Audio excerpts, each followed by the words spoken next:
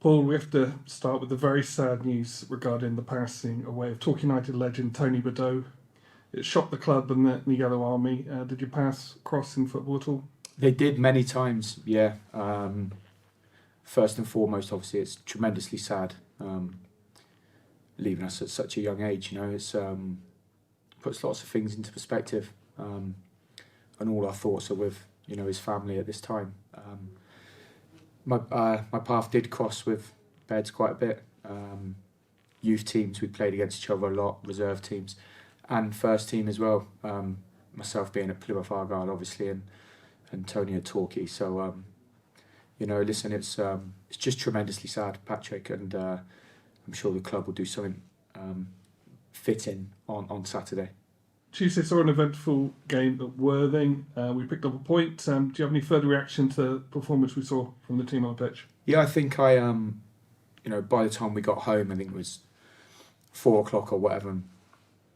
Woke up yesterday, and on reflection of the game, I think it was a good point, a valuable point. Still that tinge of disappointment that it wasn't 3. I think it's of our own doing that it wasn't 3. Having looked back at the game, I think the plan that we had to go there, we executed it well for 98% of the game. We had 2 mistakes. Obviously, it's cost us 2 goals, which, like I said afterwards, is not acceptable for us to concede the 2 goals that we did. 2 free headers inside the 6-yard box is really poor. So, but overall, I thought we were really disciplined. Thought we worked tremendously hard. The shape was good, and I thought last 20 minutes of the second half we really came on strong. Substitutes came on and made a big difference. And my overriding thing is I'm really glad we didn't lose the game, because it would have been unjust and it would have felt like a setback after the Eastbourne game. So look, you'd always take a point away at Worthing. Absolutely, they're a formidable team on their day, but. I think we just about shaded it on the night. Unfortunately, couldn't quite get that 3rd goal. Fitness and injury wise, how's the team shaping up? Yeah, fitness wise, we've still got obviously Jay Fulston and Jordan Dyer are still medium to long term. We're hopeful that WJD can take some part in training today. So I'm not saying he's ready for the squad on Saturday. Maybe, if all being well. Other than that, we're relatively injury-free from Tuesday night. Obviously, there's the obvious knocks and niggles of a tough away game on a Tuesday night. There's a little bit of illness around the camp as well, but cough and a cold, nothing too serious. Hornchurch come to play more on Saturday. What challenge are we expecting from them? Yeah, well, they've just come off the back, aren't they, of a fantastic result on Tuesday against Boreham Wood. They have a lot of experience in their team. Got a lot of players playing who I've played against in the league, so that shows you their experience. That we lost up there in what was one of our more disappointing displays of the season. So look, I think it's a game. It's a game we're going into in good form. It's a game we're going into in a good place mentally. Physically, obviously, we could be better, but we're looking forward to it again. I think we're due another big crowd at Plainmoor, which is phenomenal. Obviously, we love playing here. We've got a good record here, and we want to keep that going. But we're under no illusions. It's going to be a very, very tough game, as always. Thank you. No problem. You mentioned on Tuesday night that Jordan Young, you're having to sort of manage him a little bit at the moment. Yeah. And I think is it a groin issue that he's carrying? Is that something that obviously it worries you, it concerns you? He's obviously coping at the moment. What's the situation with him? It's that, Dave. We're day to day with it. Really, he won't take part in training today.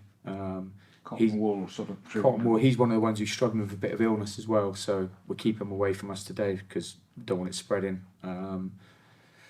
He's playing very, very well for someone who's 65-70% fit, and it is just a case of managing it, putting our trust in him as well, and him being honest with us, and also the Regan and it's too early to make a decision on the team and the squad today. I think it's just day by day at the moment. You mentioned on Tuesday night that you planning to appeal Sam's red card. Can you give us any update on? So we have appealed it. Yeah. I don't think we'll hear back before the weekend, but he's available for Saturday anyway. Right. Yeah. If they dismiss the appeal, he'll miss the Chelmsford game away next Saturday. Right. But at the time, live in the game, I was convinced it wasn't a sending off. And having watched the footage back multiple times, I know it's not a sending off. The reason for the sending off is denial of a goal scoring opportunity. Well, it's not. The ball, it's a foul from Sam Dreyer and it's a yellow card all day long. I agree with that. And that's what it should end up, hopefully. But Krask and Ed Palmer are very close to him. There's still a good 40 yards to the goal. And if you see the footage, before Babaloa hits the floor, our goalie actually heads the ball away. So it's impossible to be a goal scoring opportunity when our goalkeeper's got the ball. So, hopefully the powers that be, sense prevails. So. And their manager agreed with you. He did, yeah. Yeah, he did, which is rare, isn't it? Right.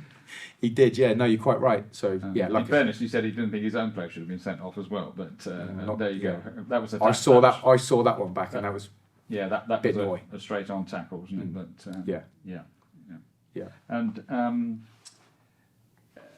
obviously, you lost Manny last week to injury. I'm sure your phone's been busy. How are you getting on that score and we've got news on that front? So there's one lead that I'm very, very hopeful of it happening. 50-50 for it happening before Saturday, but I'm hopeful of it happening before Chelmsford, definitely. And then also we've got 2 or 3 feelers out with other forwards who I like. As with all these things, Dave, win the hands of their parent club. Whether the player wants to come or the agent wants them to, or the director of football wants them to. Ultimately, it's going to be down to the manager of the football club to say yes or no. Now, in these circumstances, the first team manager is probably very busy with other things, like a first team game on Saturday, and this gets pushed to the bottom of the list. But we're trying as hard as we can to get someone in. I've said on multiple occasions that I can go and get a player now, but he won't be the right player to hopefully improve the squad and to kick us on. I think Krask has come in and done quite well the last couple of games. Yeah. Worst case scenario, you lose the appeal with Sam Dreyer. What's in your mind about the defence for the Chelmsford game? Because it's our place to go. Yeah. Are you going to have to just make do amend, or do you think there's a possibility of getting somebody in? Yeah, I think it's a good question. Obviously, I always like to game by game, but it's definitely, you have to think of worst case scenario, definitely. Chelmsford, as you quite rightly say, is a tough place to go. They've got Greenwich and Hyde as well, who are a real physical handful up front, the pair of them. It may be a case of we have to dip into the loan market, Clive, definitely. But if that doesn't happen, I'm still confident with going there and that's the squad, isn't it? And sometimes you have to mix and match, and we've been a little bit like that the last 2 games, really. And as you quite rightly say, Finn's come in and played in a position that's very alien to him and done very well. So we'll cross that bridge when we come to it, but it is definitely something I'm thinking about, yeah. Is the possibility of playing Oscar in the back four, is that because he obviously has played in defence for other clubs? Yeah. Or in your mind, are you trying to avoid complicating that issue? In other words, trying to solve one problem by ending up doing two. Yeah, I don't see it as a complication. It's just management. I know that Oscar can play in a back four and a back five. He's probably more suited to playing in a full back position rather than a centre back position.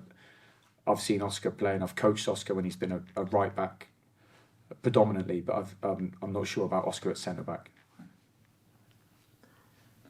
Last one from me. Do you think there are players that tend to be better off the bench than starting? I mean, I'm thinking about Omar Musa, who's influenced both the last two games. Yeah. He'll obviously want to start. Yeah. You're managing the squad. What are your thoughts on that at the moment? I think I agree with you. There definitely is impact players, and there's certain, goes the other way as well. There's certain players that there's no point having them as a sub. I mean, I was a terrible sub.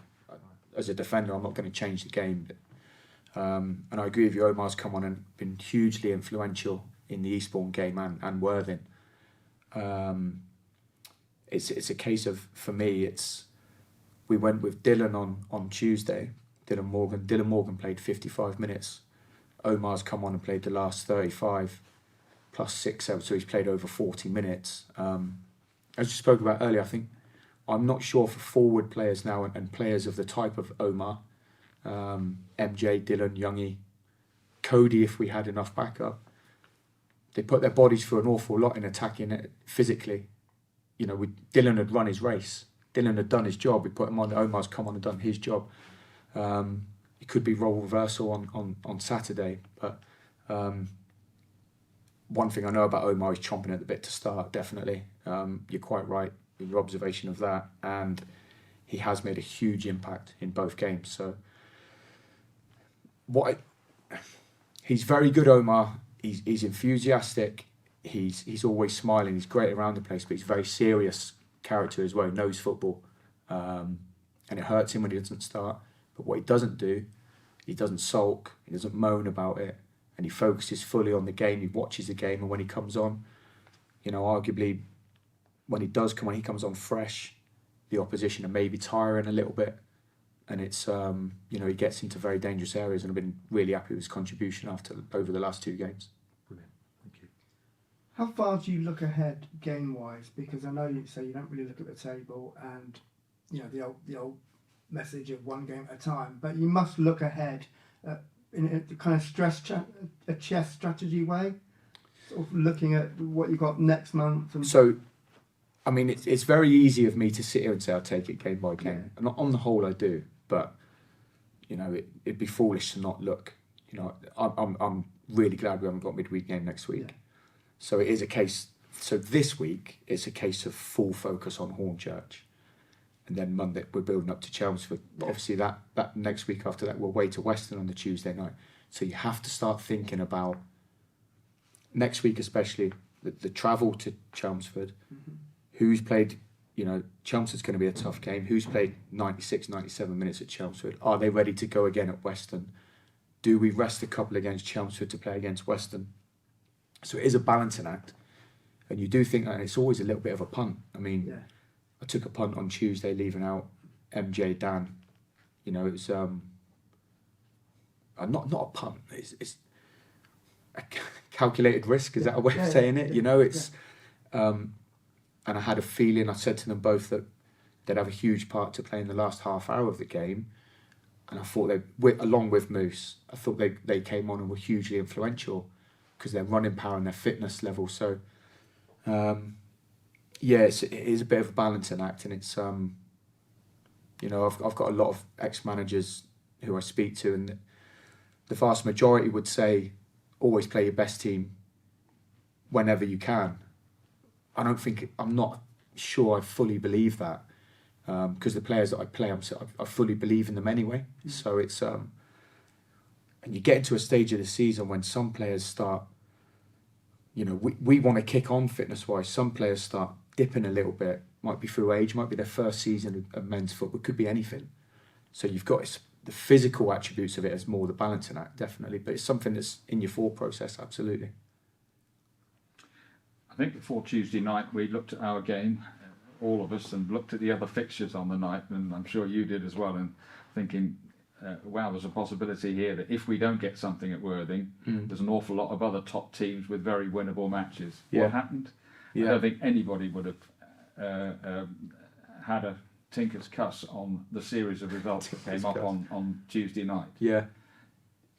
Has that just reminded us all that even though you look at Worthing and Dorking and think, oh, they're cracking on. Okay, they might be, but it's such an open door. Who on earth would have predicted that Maidstone would lose at 2-0 at home to Aveley, No. etc., etc.? No. Has it, in your mind, has it almost sort of gone, let's not take anything for granted here, or did you always believe that? I'm sure you did. I did, because it's such a competitive league.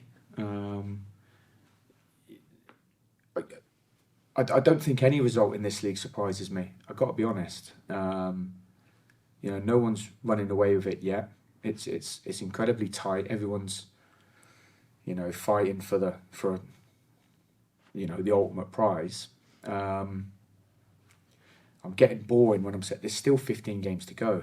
It's what's the maths? What's that? 15 times 45 points. That's a hell of a lot of points to play for. If you can get yourself going on a good run, you might pull away.